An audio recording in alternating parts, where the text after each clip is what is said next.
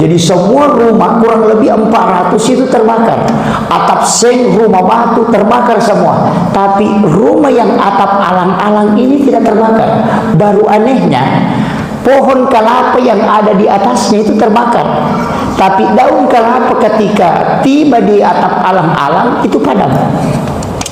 Dan satu-satunya rumah yang tidak terbakar cuma rumahnya. Dan orang ini ketika diinformasikan bahwa terjadi kebakaran di Lisa, di kampungnya itu, dan semua rumah habis terbakar, langsung dia bilang, rumahku tidak terbakar. Amalan yang dia lakukan itu dipraktekkan. Saya ketemu langsung orangnya ini yang di Kolaka Utara. Dia praktekkan itu karena dia dapat informasi itu dari ulama. Dia sampaikan sehingga dia amalkan itu. Dan ternyata ketika terbakar di pasar, itu rumahnya nempel dengan pasar. Itu atapnya, kabel itu lewat terbakar, pindah ke rumah sebelah terbakar, rumahnya tidak. Bahkan kasur yang dia keringkan di atas atapnya itu tidak terbakar. Dia sebelum membeli rumah itu dia sudah keluarkan 2,5% uangnya. Dia memang tidak hitung zakat, tapi dia keluarkan 2,5 dengan alasan ini tolak bala. Apa kaitannya tadi dengan kisahnya Nabi Ibrahim? Setiap makanan yang akan masuk di perutnya Nabi Ibrahim itu dia tidak masukkan kecuali dia bersedekah dengan memberikan ke orang. Dan ternyata makanan yang masuk ke tubuhnya menyebabkan juga tubuhnya tidak terbakar. Kenapa? Api tidak akan memakan sesuatu yang Allah sudah jaga. Itu kuncinya, Pak. Makanya Bapak Ibu sekalian, saya kasih tahu, tolak bala yang paling kuat itu sebenarnya sedekah.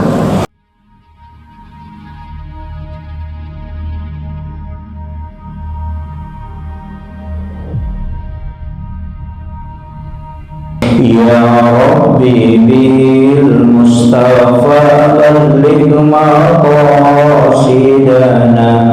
waghfir lana ma dhaya wasi'al qarami. Ya Rabbi bil Mustafa balligh maqasidana waghfir lana ma dhaya al-qarami ila hadratin Nabi Mustafa sallallahu alaihi Muhammadin. Al-Fatihah. A'udzu billahi minasyaitonir rajim. Bismillahirrahmanirrahim. Alhamdulillahirabbil alamin arrahmanir rahim maliki yaumiddin. Iyyaka na'budu wa iyyaka nasta'in. Ihdinas siratal mustaqim. Shiratal ladzina an'amta 'alaihim ghairil maghdubi 'alaihim waladdallin. Amin. Allahumma nawwir qulubana wa qulub jami'i man khadara fi majlisina hadha bi nuril ma'rifah wa ilmil mukashafah wal basir wal iman wal islam. Ya Fattah ya Alim, iftah qulubana wa qulubahum futuhal arifin. Rabbana iftah bainana wa baina qaumina bil haqqi wa anta khairul fatihin. Amin amin ya rabbal alamin. Hadratul muhtaramin wal muhtaramat, ikhwan fillah, sidang jamaah subuh yang insyaallah dirahmati dan dimuliakan oleh Allah Subhanahu wa taala. Hamba-hamba Allah yang diistimewakan oleh Allah itu kadangkala Allah memberi gelar-gelar tertentu. Itulah sehingga kita sering mendengarkan ada istilah untuk orang-orang yang menjadi kekasih Allah. Nabiullah Ibrahim itu diberi dengan gelar Khalilullah atau orang yang disayang oleh Allah. Sahabat Nabi juga seperti itu. Ada yang diberi gelar dan gelar itu melekat. Makanya ketika kita sebut Abu Bakar diberi gelar dengan As-Siddiq karena membenarkan peristiwa Isra dan Mi'raj. Umar diberi gelar Al-Faruq dari kata Furqan karena salah satu sahabat yang memiliki keistimewaan ilmu pengetahuan, ilmu tentang halal haram, itu Umar. Rasulullah pernah menyampaikan bahwa seandainya aja ada nabi yang diutus setelahku, maka Allah akan mengutus Umar. Karena luar biasa Umar itu mengetahui tentang halal dan haram. Sayyidina Ali itu diberi gelar dengan karamallahu wajhah. Gelar itu juga diberikan karena keistimewaan Sayyidina Ali, dia tidak pernah melihat kemaluannya secara langsung. Jadi dia tidak pernah melihat kemaluannya selama hidupnya, sehingga Allah memberi gelar karamallahu wajhah, yang dikeramatkan wajahnya oleh Allah. Nabi Ibrahim itu diberi gelar dengan istilahnya ulama kita, dia juga diberi gelar dengan orang yang selalu memuliakan tamu.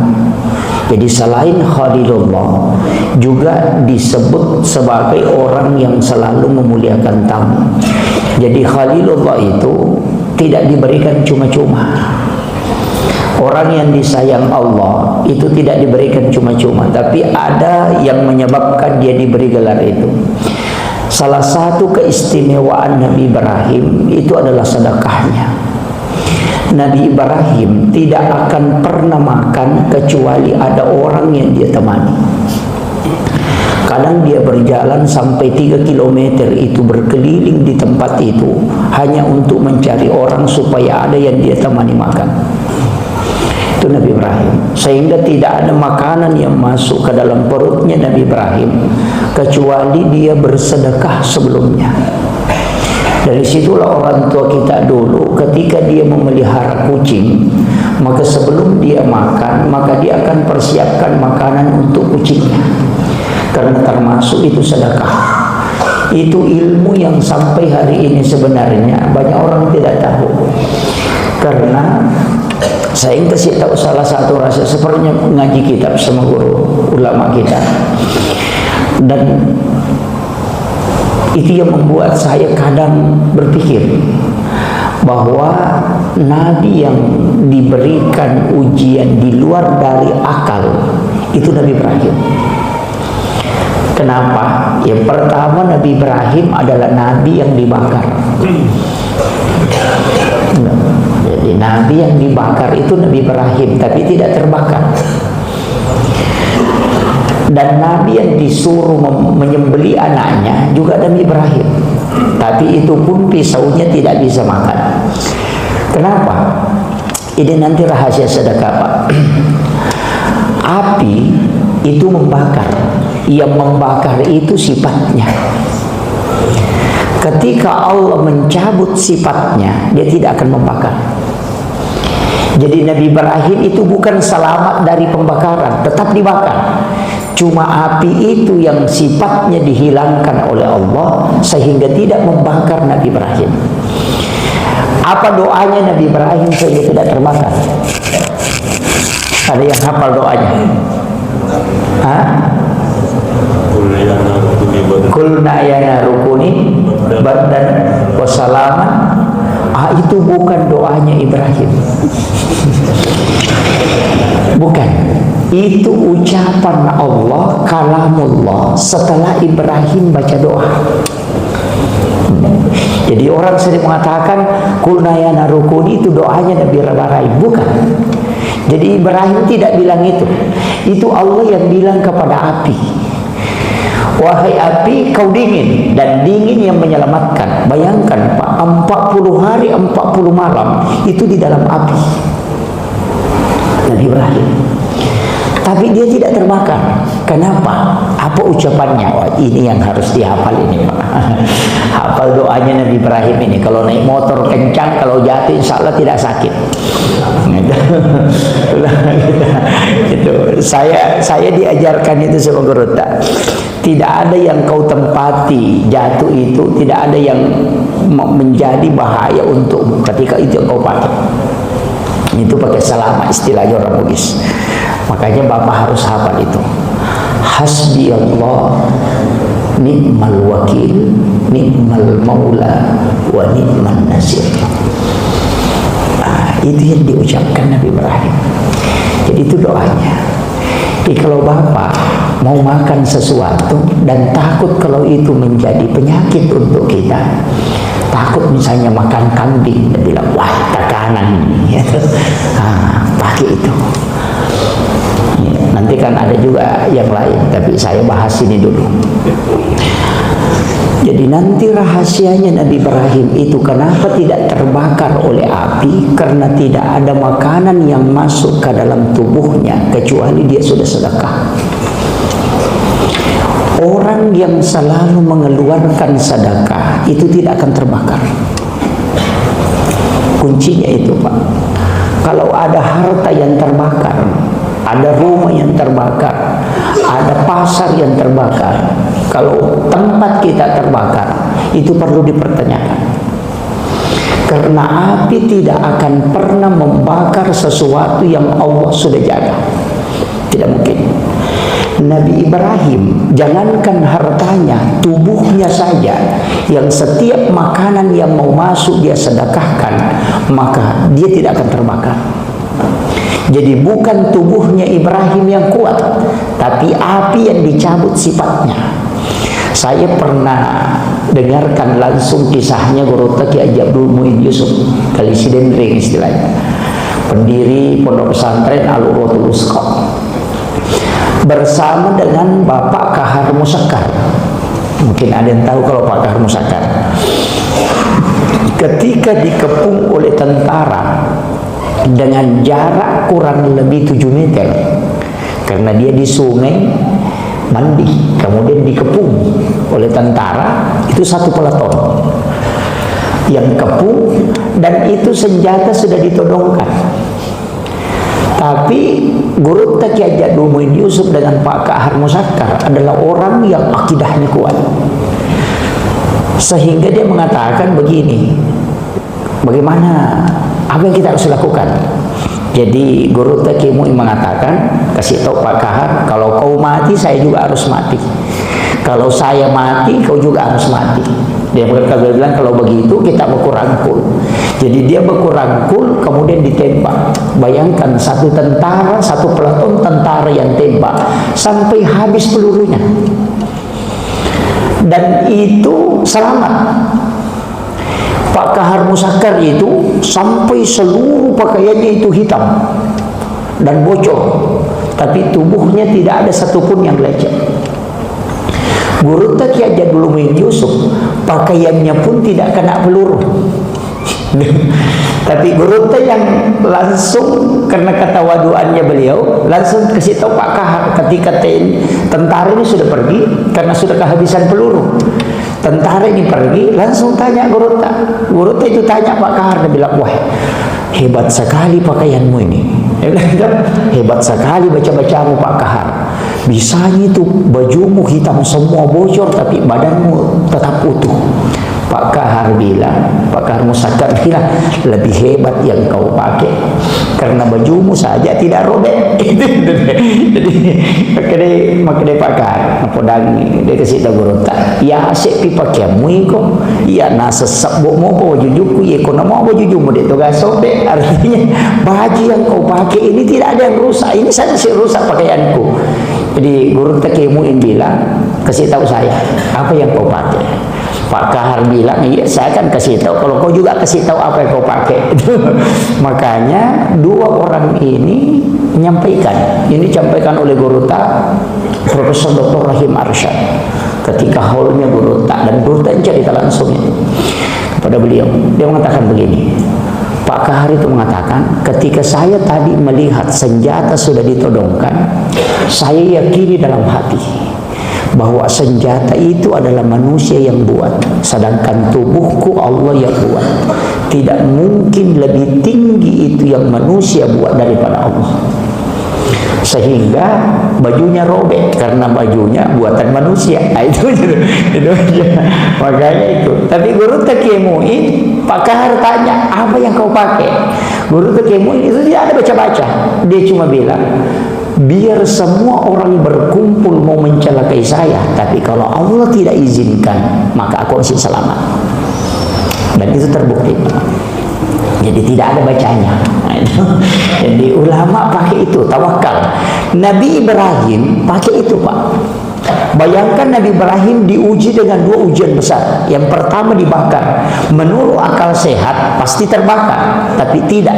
Kenapa? Karena Allah cabut sifatnya api yang membakar. Yang kedua, ketika anaknya disuruh untuk disembelih, maka dia sembelih. Tapi ketika dia sembelih, pisau tidak bisa mengiris kulitnya. Namanya Nabi Ibrahim. Bukan pisau yang tumpul, bukan juga kulit yang kuat, bukan. Karena Nabi Ibrahim sempat dia menggunakan parang itu di batu, dan batu itu terbelah saking tajamnya, Pak. Kemudian dia kembali sembelih baru diganti. Artinya bukan pisaunya yang tumpul, bukan juga kulitnya Ismail yang kuat, tapi sifatnya pisau yang dicabut oleh Allah sehingga dia tidak mengiris. Kenapa? Kalau Allah ingin menyelamatkan orang, itu Pak gampang sekali. Dari sedekah saya mengambil pelajaran besar, Pak. Kalau ada orang sidrap, orang Sulawesi Selatan, orang sidrap, itu pernah terjadi peristiwa kebakaran besar, itu di Lisek. Kurang lebih 400 rumah terbakar. Ada satu rumah itu di tengah kampung tidak terbakar. Padahal atapnya itu dari alang-alang. Pemiliknya juga tidak ada di rumah, dia ada di Surabaya. Jadi semua rumah kurang lebih 400 itu terbakar. Atap seng, rumah batu terbakar semua. Tapi rumah yang atap alang-alang ini tidak terbakar. Baru anehnya, pohon kelapa yang ada di atasnya itu terbakar. Tapi daun kelapa ketika tiba di atap alang-alang itu padam. Dan satu-satunya rumah yang tidak terbakar cuma rumahnya.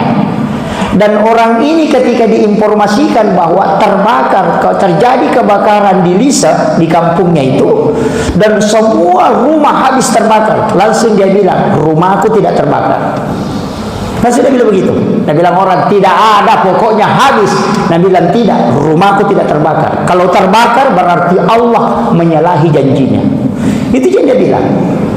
Dan ternyata terbukti, Pak, satu-satunya rumah dari 400, mulai dari Amparita itu terbakar, satu-satunya rumah tidak terbakar cuma rumahnya. Dan amalan yang dia lakukan itu dipraktekkan. Saya ketemu langsung orangnya ini yang di Kolaka Utara. Dia praktekkan itu karena dia dapat informasi itu dari ulama. Dia sampaikan sehingga dia amalkan itu. Dan ternyata ketika terbakar di pasar, itu rumahnya nempel dengan pasar. Itu atapnya, kabel itu lewat terbakar, pindah ke rumah sebelah terbakar, rumahnya tidak. Bahkan kasur yang dia keringkan di atas atapnya itu tidak terbakar. Bayangkan, itu dia mengatakan, saya sudah buktikan Pak Ustaz. Jadi dulu itu orang ceritakan bahwa rumahnya tidak terbakar, itu atapnya alang-alang, pagarnya itu tidak terbakar, tapi rumput yang ada di sekeliling rumahnya itu terbakar. Yang di Kolaka Utara ini tadi itu di Beringin tempatnya, dan saya pernah ceramah Ramadan di sana 2 tahun. Itu cerita langsung sama saya, dan saya sudah buktikan Pak Ustaz, kabel di atas rumah itu terbakar. Dan semua atap yang menempel ke rumah saya itu, yang nyambung ke rumah saya itu tidak terbakar. Yang tapi rumah sekelilingnya terbakar. Dan kasur yang saya keringkan di atas atap itu tidak terbakar. Bayangkan, Pak. Dan itu dia lakukan. Apa yang dia lakukan, Pak? Ini agak sulit kalau orang tidak anukan. Beliau itu mengatakan begini, memang agak berat Pak Ustaz, tapi kalau bisa lakukan itu terbukti. Dia sebelum membeli rumah itu dia sudah keluarkan 2,5% uangnya. Dia memang tidak hitung zakat, tapi dia keluarkan 2,5 dengan alasan ini tolak bala. Setelah dia beli kayu rumah itu, setelah tukang sudah kerja, dia keluarkan lagi 2,5. Dan setelah dikasih berdiri itu rumah, sudah dibangun, berdiri utuh, dia keluarkan 2,5 lagi. Baru setelah dia tempati, dia hitung semua total isinya yang ada di dalam beserta dengan perabotnya, baru dia keluarkan 2,5%, baru dia tinggalkan ke Surabaya, dan terbukti itu tidak terbakar. Apa kaitannya tadi dengan kisahnya Nabi Ibrahim? Setiap makanan yang akan masuk di perutnya Nabi Ibrahim itu dia tidak masukkan kecuali dia bersedekah dengan memberikan ke orang. Dan ternyata makanan yang masuk ke tubuhnya menyebabkan juga tubuhnya tidak terbakar. Kenapa? Api tidak akan memakan sesuatu yang Allah sudah jaga. Itu kuncinya, Pak. Makanya Bapak Ibu sekalian, saya kasih tahu, tolak bala yang paling kuat itu sebenarnya sedekah. Orang Bugis itu ada istilahnya begini kalau menjual, mula balu. Gitu. Pernah dengar? Kalau orang Bugis tahu betul itu, mula balu. Karena biasa kalau menjual, biar bukan penjualan pertama, bilang juga mula balu. Ini alasannya saja itu. Ini. Tahu apa yang dibilang mula balu? Pelaris. Iya, kalau pelaris bagaimana caranya? Mula balu itu kan pembeli pertama ya. Jadi pas buka toko, ada orang pertama masuk membeli, itulah dia bilang mula balu. Uangnya itu diapakan? Kira koota ya, dilipat. Itu informasinya benar, tapi salah mengamalkan, Pak. Ulama dulu mengatakan iya mula balu'e langsung mutaroh. Artinya pembeli pertama ambil di situ baru langsung kau sedekahkan. Kalau kita lipat. Itu masalahnya, Pak. Makanya saya bilang ini ilmunya sampai tapi caranya yang salah. Kenapa dikatakan mula balu? Memang titip langsung kepada Allah. Orang yang mengambil pembelian pertama, tidak usah semuanya, misalnya 20.000, ambil 5.000, baru niatkan sebagai tolak bala dan juga untuk kelancaran usaha. Kemudian masukkan ke celengan. Itulah yang dimasuk mula balu. Setiap yang kau ambil pertama langsung kau titip ke Allah, maka lihat, usahamu tidak akan jatuh. Itu kuncinya, Pak. Kalau kita dilipat baru disimpan, makanya usahanya macet. Kan begitu. Ini makanya saya bilang itu kekeliruan kita. Jadi kadang-kala kita itu keliru dalam memahami sesuatu. Itu ilmunya sudah sampai ke kita, tapi caranya itu yang tidak kita jalankan. Makanya saya sampaikan, usahakan gunakan ini kunci. Makanya itu kenapa ada sedekah subuh. Kita kembali, kenapa ada sedekah subuh? Karena itu tadi, sebelum kau beraktivitas, dahulukan bersedekah. Karena Rasulullah sudah mengatakan, ketika sedekah dengan balak bersamaan, maka tidak akan pernah sedekah didahului oleh balak. Makanya sebelum kau beraktivitas, sedekah. Makanya disebut sedekah subuh. Karena sebelum kita beraktivitas ini untuk mencari rezeki, maka lakukan sedekah sebagai tolak bala, keselamatan. Kenapa Rasulullah mengatakan as-sadaqatu tadfa'ul bala? Sedekah itu menolak bala, bukan menghilangkan bala, ya, menolak. Jadi jangan katakan kalau saya sudah sedekah sudah tidak kena bala. Udah, masih kena itu. Cuma menolak sesuatu yang keras bisa menjadi lembut. Ada orang, Pak, mestinya dia jatuh di jalan, tapi karena dia bersedekah, jatuhnya nanti kalau dia standar motornya. Iya, saya sering kasih tahu. Itu bisa kita pikirkan, Pak. Saya sering kasih tahu. Kenapa mobil kita rusak? Karena rezekinya bengkel mau diambil. Analisa sederhana. Kenapa kita sakit lutut? Ya rezekinya dokter. Karena kalau celengan lewat kita tidak isi. Kan itu kuncinya. Jadi keluarkan memang haknya orang, berikan memang sebelum kau kena musibah. Kan sebenarnya rezeki itu sudah diatur, Pak. Cuma ada yang dititip Allah ke kita supaya kita bisa serahkan ke yang lain. Makanya kita disebut sebagai khalifah, pengganti Allah di muka bumi. Kalau kau beri banyak, serahkan juga ke yang berhak. Kalau kau tidak serahkan, saya akan pindahkan. Kalau kau ambil lebih, saya akan paksa kau ambil. Kan begitu. Sama aja anak kita. Kalau ada anak kita bilang kau bagikan ke adikmu, baru dia tidak bagikan. Ada 5 anak kita, satu dikasih, bilang ini uang 50.000, bagikan 10.000, 10.000. Atau dia mengatakan ini bagikan 5.000, kau ambil lebihnya. Tapi dia tidak bagikan. Pasti kita paksa. Bagaimana caranya? Wah, saya harus ambil ini. Makanya Allah juga sebenarnya begitu caranya, karena rezeki itu harus keluar, karena memang bukan hak kita, maka caranya dari situ kadang musibah datang. Bawa mobil, terbalik mobilnya, rezekinya bengkel. Begitu. Makanya sebelum kena musibah, keluarkan memang. Kalau bapak keluarkan lebih banyak dari yang semestinya, maka Allah akan memberikan kembali yang lebih banyak. Dia tidak akan, makanya Rasulullah sudah katakan, tidak ada orang fakir karena sedekah. Tidak ada. Karena kalau lebih kau serahkan, Allah akan kembalikan. Dan ingat, Allah sudah janji, man jaa bil hasanati falahu asyru amsalihha. Kau kasih saya 1, saya akan kasih kau 10. Jadi kalau bapak punya uang 10.000, bapak sedekahkan 1.000, berapa? Jadi tinggal berapa? Wah, salah matematikanya ini. Kalau bapak punya uang 10.000, kemudian bapak sedekahkan 1.000, jadi tinggal berapa? 19.000. Karena di tangan Allah kita sudah titip ke Allah 10.000, masih ada 9.000 kita pegang. Yang 10.000 ini tadi yang dititip ke Allah, itulah yang kita minta pada saat berdoa. Ya Allah, mudahkan usahaku, aku melakukan kebaikan atas janjimu, maka aku memohon kepadamu. Itulah yang disebut dengan doa sedekah. Bedakan niat, bedakan doa.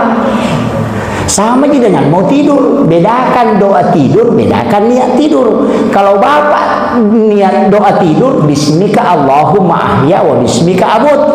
Kalau niat tidur, kenapa? Saya tidur lebih dulu supaya bisa bangun sholat tahajud. Itu niatnya. Tidurnya orang yang berniat bangun sholat tahajud, berapa lama dia tidur, segitu juga dihitung ibadah di hadapan Allah. Itulah yang dimaksud Rasulullah, ada umatku yang tidur tapi dihitung sholat sunnah di hadapan Allah. Jadi tidur itu ada 3, Pak. Ada tidur yang bernilai, dianggap di sisi Allah itu sholat. Makanya bapak kalau tidur saja, tidur bismillah Allahumma tidur, itu tidak dapat apa-apa, cuma dapat doanya. Bangun nanti palingan dapat. Kalau bapak mau tidur 10 jam, dihitung sholat sunnah 10 jam di hadapan Allah. Begitu caranya. Niatkan tidur untuk bangun sholat tahajud. Kemudian yang kedua, tidurnya orang yang mengistirahatkan diri dari ibadah. Sudah sholat tahajud, kemudian mau tidur, maka niatkan bahwa saya mau istirahatkan diri untuk bangun sholat subuh. Tidur kembali, berapa lama kita tidur, itu dihitung ibadah. Makanya kan tidur terbagi, ada tidur ilahiyah, ada tidur syaitaniyah, ada tidur sunnatullah. Kalau ngantuk sekali baru tidur, sunnatullah. Kalau khutbah orang baru tidur, itu syaitaniyah. Itu ada kan begitu, baru assalamualaikum hakimnya langsung. Itu jadi nanti bilang barakallahu, langsung begini matanya. Itu syaitaniyah itu. Ada juga tidur ilahiyah, tidurnya orang yang tidak mau berdosa. Dari sinilah ulama mengatakan, bukan hadis Pak ya, tidurnya orang berpuasa itu ibadah. Karena satu-satunya perbuatan yang tidak melakukan perbuatan dosa itu cuma tidur, Pak. Orang sholat bisa berdosa kalau dia jengkel sama imam, panjang sekali bacaannya, tidak mau piru. Itu jadi masalah. Itu bisa berdosa, padahal dia sudah sholat, bisa berdosa. Orang yang puasa itu bisa berdosa, Pak. Ketika melihat begini, tapi orang yang tidak ada dosanya itu orang tidur. Adakah dosanya orang tidur? Tidak ada. Bagaimana mau berdosa? Tidak bisa gosip. Makanya kalau ada orang tidur demi untuk tidak berdosa, orang yang berpuasa, kalau Indonesia itu Pak memang lebih bagus tidur. daripada selalu buka HP Facebook dan lihat urusannya semua orang, ada lewat iklan.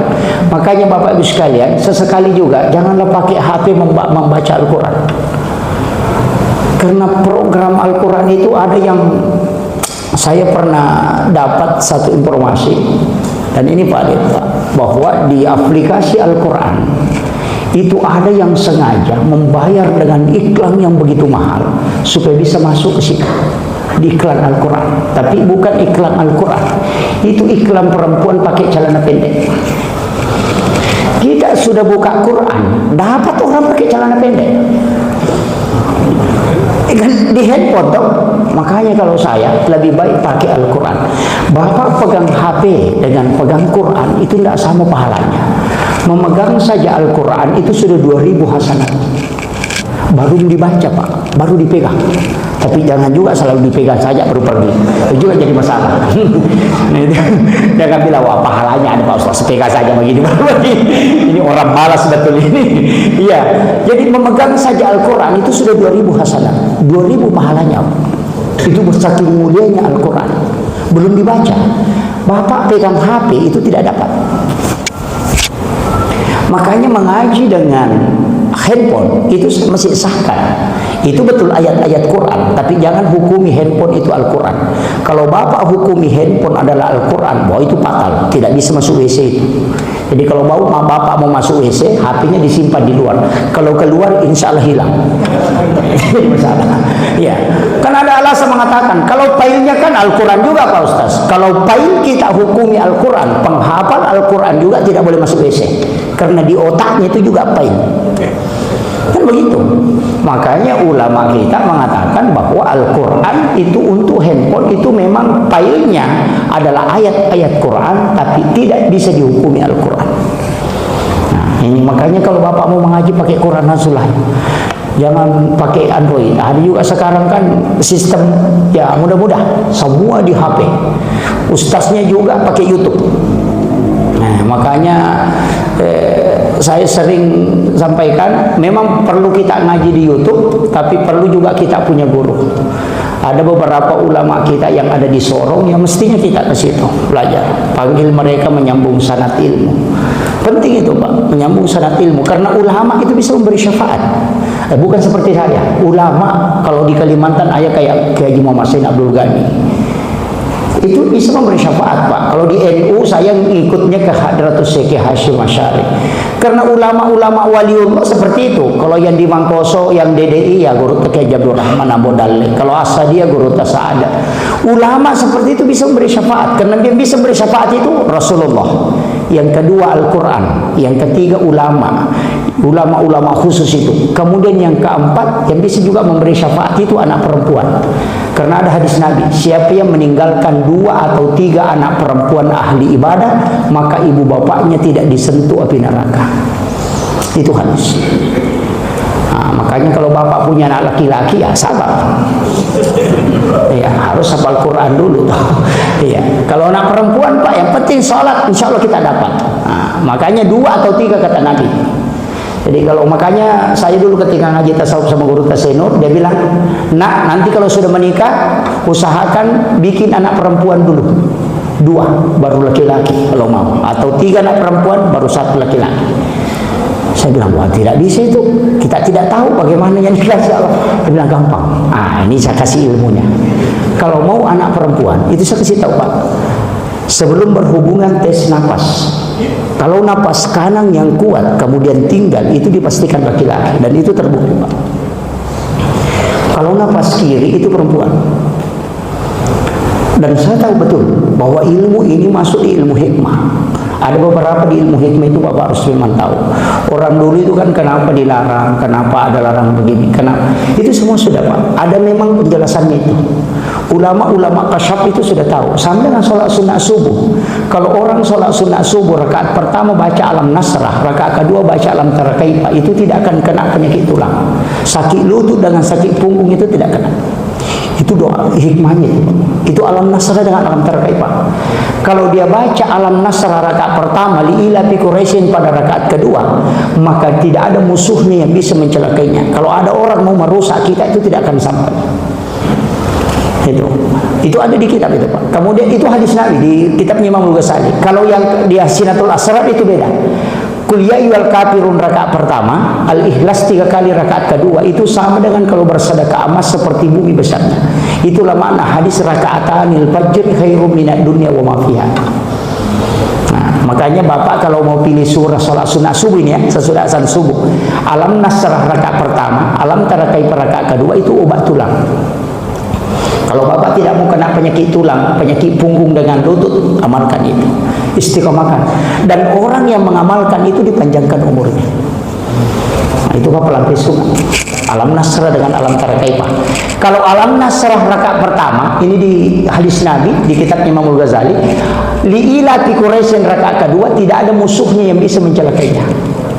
Kalau ada orang mau merusak kita, makanya orang yang di politik Pak pakai ini. Yang banyak lawannya pakai ini. Nah, kalau yang ketiga di kitab Hasinatul Asrar, Qul ya ayyuhal kafirun rakaat pertama sesudah Fatihah, Al-Ikhlas 3 kali rakaat kedua, maka itu sama pahalanya kalau bersedekah emas seperti bumi besarnya. Nah, Bapak mau ambil yang mana? Obat lutut, keselamatan, atau pahala? Kalau mau ambil semua, gabung rakaat pertama Alam Nasrah baru baca Qul ya ayyuhal kafirun, rakaat kedua li'ila fi Quraisyin Alam Tara Kaifa baru surah Al-Ikhlas 3 kali, dapat semua itu. Ah, itulah yang disebut dengan wirid salat sunat subuh. Akhirul kalam wallahul muwaffiq ila aqwamit thariq. Assalamualaikum warahmatullahi wabarakatuh.